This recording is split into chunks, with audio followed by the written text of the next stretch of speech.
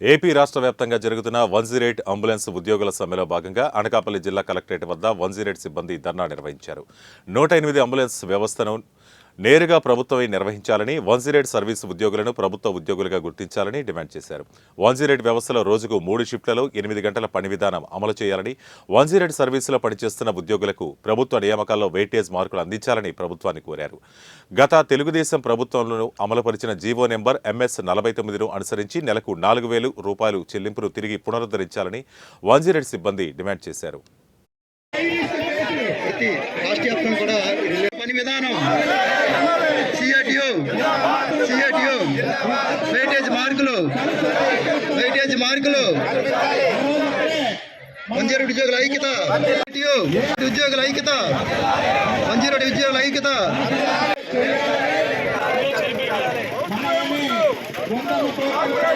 చెప్పలేదు ఎవరున్నా